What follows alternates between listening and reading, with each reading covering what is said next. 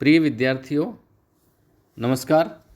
मैं doctor B R. Shastri, सह आचार्य संस्कृत, बाबू शोभाराम राजकीय कला महाविद्यालय अलवर, आज आपको बीए प्रथम वर्ष संस्कृत विषय के प्रथम प्रश्न पत्र के पाठ्यक्रम में स्थित स्वप्न वासव दत्तम नाटक की कथा वस्तु का संक्षिप्त परिचय कराऊंगा, क्योंकि किसी भी पुस्तक को पढ़ने से पहले एक बार उसकी विषय वस्तु संक्षिप्त रूप में पढ़ ली जाए, समझ ली जाए, तो उसका अध्यापन अच्छी तरह से हो पाता है। तो यह नाटक प्रसिद्ध नाटककार भास विरचित है। नाटक में 6 अंक हैं और इस नाटक के जो नायक हैं वो वत्स देश के राजकुमार उदयन हैं या वत्स देश के राजा उदयन हैं। उनकी पत्नी का नाम वासवदत्ता है, जो उससे वो प्रगाढ़ स्नेह करते हैं। वासवदत्ता क्योंकि पहले राजा महाराजाओं का ऐसा प्रचलन था कि वो अनेक विवाह कर सकते थे, अनेक रानियां उनके हो सकती थी, लेकिन वत्सराज उदयन वासवदत्ता के सिवा किसी अन्य को नहीं चाहते थे और वही उनकी एक महारानी थी। ऐसी स्थिति में क्योंकि वत्स देश के राजा उदयन का राज्य का अधिकांश अंश उसके पड़ोसी राजा आरुणि ने छीना हुआ था, उसके शत्रु आरुणि ने उसके राज्य का अधिकांश भाग छीना हुआ था। आपके नाटक का जो प्रथम अंक जहाँ से प्रारंभ होता है उससे उस नाटक में प्रथम अंक यहाँ से प्रारंभ होता है कि वत्स देश का राजा जो वत्स प्रदेश में रह रहा है, और वहाँ प्रारंभ भी यहाँ से है कि वह उनका एक मंत्री है योगेंद्रायण, महामंत्री योगेंद्रायण बहुत ही चतुर, निपुण और कुशल राजनीति के जानकार हैं। क्योंकि उस प्रदेश में वत्स देश में वहाँ के 2 मुख्य भविष्य वक्ता थे, पुष्पक और भद्र। उन्होंने भविष्यवाणी की थी कि हमारे महाराज उदयन का दूसरा विवाह मगध देश की राजकुमारी पद्मावती से होगा और मगध देश की सेना की सहायता से महाराज उदयन अपना जो छीना हुआ राज्य है वो आरुणि से पुनः वापस ले लेंगे। ऐसी भविष्यवाणी की थी। इस भविष्यवाणी पर अमल करने के लिए जो योगेंद्रायण था महामंत्री, उसने सोचा क्योंकि महाराज उदयन वासवदत्ता के सिवा किसी अन्य से विवाह कर ही नहीं सकते, तो अब ऐसी परिस्थितियां पैदा की जाएं जिससे कि महाराज का वासवदत्ता के प्रति स्नेह खत्म हो और ये दूसरा विवाह करें, और वो विवाह मगध देश की राजकुमारी पद्मावती से ही होगा, जिससे कि मगध देश की सेना की सहायता से हमारे महाराज अपना छीना हुआ राज्य पुनः छीन सकें। तो वहाँ आचार्य योगेंद्रायण एक योजना बनाते हैं जिसमें राजकुमारी या महारानी वासवदत्ता को भी शामिल करते हैं कि वो वासवदत्ता को छुपा देते हैं। जब लावण ग्राम में आखेट हेतु वहाँ छावनी डाली हुई थी, गए हुए थे महाराज, तो उस समय वासवदत्ता को लेकर जो योगेंद्रायण थे वो योगेंद्रायण ने तपस्वी का वेश धारण कर लिया और वासवदत्ता को साधारण अवंतिका स्त्री का वेश धारण करके ये वहाँ से वन में निकल जाते हैं। और वहाँ ये कहा जाता है कि महाराज जहाँ ठहरे हुए थे उस छावनी में या जहाँ टेंट था उसमें आग लग गई और उस आग में वासवदत्ता और योगेंद्रायण वो जल गए, और जबकि योगेंद्रायण और वासवदत्ता वन में निकल जाते हैं आगे। उनकी योजना ये थी कि महाराज वासवदत्ता को जो छुपा देंगे, जब छिप जाएगी तो कुछ दिन बाद महाराज दूसरा विवाह करेंगे, इसलिए तो ये दोनों वन में चले जाते हैं। आपका जो नाटक प्रारंभ यहीं से होता है, नाटक का प्रारंभ भी यहीं से कि उसका मंगलाचरण के बाद वहाँ आवाज़ आती है रंगमंच पे, स्टेज पे कि हटो हटो हटो, क्योंकि महाराज महामंत्री योगेंद्रायण और महारानी वासवदत्ता जो वन में चले गए हैं, वो वन में हैं, और वहाँ वन में वहीं पर घटना ये होती है कि मगध देश की राजकुमारी वहाँ वन में अपनी माता श्री से मिलने आई है और महाराज राजकुमारी पद्मावती के आगे पीछे सैनिक हैं और बड़े राजसी ठाट बाट से वो आ रही है।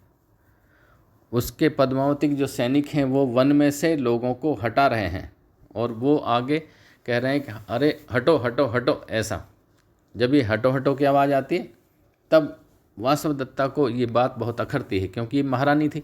आज तक किसी ने ऐसा नहीं बोला कि हटे हटे, लेकिन क्योंकि इन्होंने साधारण स्त्री का वेश पहना हुआ था, अवंतिका का, और योगेंद्रन सन्यासी के वेश में थे, इसलिए वो लोग जान नहीं पाए।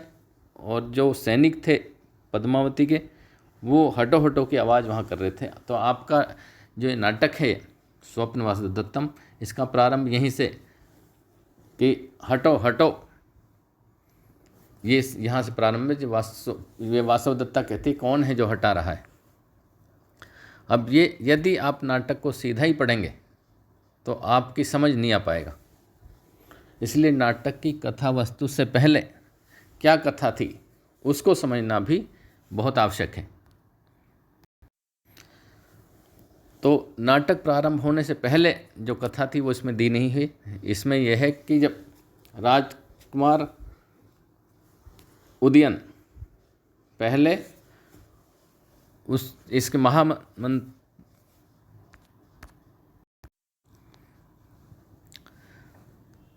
इसकी जो पहले की वो है वो ईसा पूर्व 6 शतक में सुप्रसिद्ध राजा था वत्स, जिसका नाम उदयन था।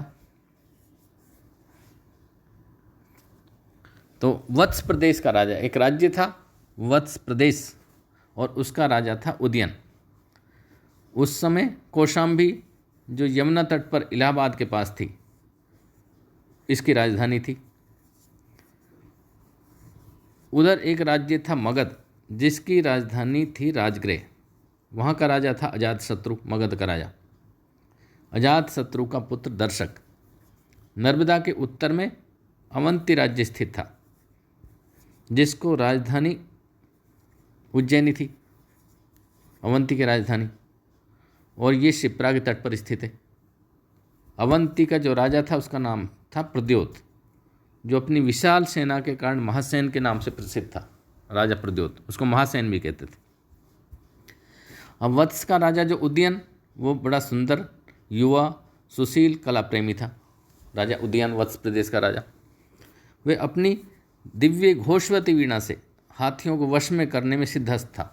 उदयन जो वीणा बजाने में बहुत कुशल था और वीणा के बल पर वो हाथियों को वश में कर लेता था। उधर जो प्रद्योत के सुंदर कन्या थी वासवदत्ता। प्रद्योत वासवदत्ता का विवाह उदयन के साथ करना चाहते थे, क्योंकि उदयन बहुत सुंदर राजकुमार थे, वीर थे, सुशील थे। तो प्रद्योत चाहता था कि वासवदत्ता का जो विवाह है वो उदयन से हो जाए। तो उसने एक योजना बनाई और छल से एक लकड़ी का हाथी जंगल में स्थापित किया, लकड़ी का हाथी बनाकर। हाथी के आने की खबर उदयन तक पहुंचाकर उदयन द्वारा वीणा बजाकर हाथी को वश में करने का प्रयत्न करते हुए कृत्रिम हाथी और कृत्रिम युद्ध के द्वारा उदयन को बंदी बना लिया गया। वहाँ एक लकड़ी का हाथी खड़ा किया और उसके द्वारा राजा उदयन को प्रद्योत ने बंदी बना लिया। प्रद्योत की योजना थी कि उदयन का वासवदत्ता के साथ विवाह कर दिया जाए, इसलिए उदयन को वासवदत्ता के लिए वीणा सिखाने के लिए नियुक्त कर दिया। वो उदयन को पकड़कर वहाँ ले गए प्रद्योत अपने राज्य में और उसको नियुक्त कर दिया कि वह वासवदत्ता के लिए वीणा सिखाए। अब जब वीणा सिखाते सिखाते उनका वासवदत्ता के प्रति स्नेह हो गया, प्रेम हो गया। और उधर उदयन का मंत्री योगेंद्रन बहुत चतुर था। उसने अपने राजा उदयन को बंधन से मुक्त कराने की एक योजना बनाई और स्वयं पागल के वेश में श्रवणक वेशधारी रोमण्यमान और विदूषक के साथ उज्जैनी में घुसकर अपने गुप्तचरों का जाल बिछा दिया। पर जब वहाँ से उससे उदयन और वासवदत्ता के परस्पर प्रेम का पता चला तो उसने वासवदत्ता के अपहरण की योजना बनाई और उसने ये प्रतिज्ञा की। उसकी प्रतिज्ञा जो थी वो है, यदि ताम चेव आयतलोचनाम न आहरामी नृपम नैव चे अस्मि योगेंद्रायण। तो उसने ये कहा कि मैं यदि उस वासवदत्ता को और योगेंद्रायण को नहीं लाया तो मैं योगेंद्रायण नहीं, ऐसी प्रतिज्ञा की थी योगेंद्रायण ने। तो उस प्रतिज्ञा की पूर्ति के लिए योगेंद्रायण रात्रि में भद्रवती नाम की हथनी पर वासवदत्ता को साथ लेकर उदयन को कौशाम्बी को भेज दिया। जैसे ही ये समाचार फैलता है कि उदयन वासवदत्ता को भगा ले गया, तो भद्रवती नाम की हथनी पे बैठ करके उदयन और वासवदत्ता वहाँ से भाग गए। तो जब पता चला कि भाग गए, तब प्रद्योत सेना के विरोध करने पर योगेंद्रायण बनावटी वेश त्याग कर शस्त्र धारण कर शत्रु सेना का विरोध करता रहा, पर प्रद्योत सैनिकों के द्वारा बंदी बना लिए गए। योगेंद्रायण को बंदी बना लिया। प्रद्योत योगेंद्रायण की स्वामी भक्ति से प्रसन्न होकर उपहार भेंट करते हैं और महासेन की अनुमति से वासवदत्ता उदयन का विवाह हो जाता है। ये इससे पहला नाटक था जिसका नाम था प्रतिज्ञा योगेंद्रायण। उस नाटक से आगे फिर स्वप्नवासुदेव नाटक कथा चलती। ये जो कथा है प्रतिज्ञा योगेंद्रायण नाटक में है, और उससे आगे जो स्वप्नवासुदेव नाटक कथा चलती कि वो वहाँ से जो राजा उदयन है वो वासवदत्ता को भगा कर ले आता है और वो अपने वत्स प्रदेश में आ जाते हैं। वत्स प्रदेश में आकर फिर अपने राज्य में राज्य करने लगते हैं। और क्योंकि इनका अधिकांश राज्य इनके शत्रु आरुणि ने छीना हुआ था और वहाँ के ज्योतिषियों ने भविष्यवाणी की हुई थी कि हमारे राजा उदयन का राज्य, आरुणि के द्वारा छीना हुआ राज्य कब वापस आएगा, क्योंकि राजा उदयन का विवाह मगध देश की राजकुमारी पद्मावती से होगा और मगध देश के राजा की सेना की सहायता से उदयन का छीना हुआ राज्य पुनः हस्तगत हो जाएगा, वापस हो जाएगा। अब इसीलिए आचार्य योगेंद्रायण ने इस भविष्यवाणी के विश्वास पे ही ये योजना बनाई कि मैं वासवदत्ता को कहीं छुपा देता हूँ, ले जाता हूँ। तो इसलिए वो वासवदत्ता अपनी योजना के अनुसार वासवदत्ता को लेकर वन में चले जाते हैं और यहाँ ये अफवाह फैला दी जाती है कि वासवदत्ता और योगेंद्रायण दोनों आग में जल गए। तो आपका ये नाटक स्वप्नवासुदेवम यहीं से प्रारंभ होता है कि योगेंद्रायण और वासवदत्ता वन में चले जाते हैं और यहाँ अफवाह हो जाती कि वो जल गए, और वन से प्रारंभ होता है जहाँ योगेंद्रायण और वासवदत्ता वन में जा रहे हैं और वहाँ उनको पद्मावती के सैनिक और पद्मावती आती हुई वहाँ दिखाई देती, जो ये कह रहे हैं कि भाई रास्ते से हटो हटो। यहाँ से इस नाटक का प्रारंभ है। तो आज इसमें वीडियो में इतना ही। आगे की कथा वस्तु अगले वीडियो में।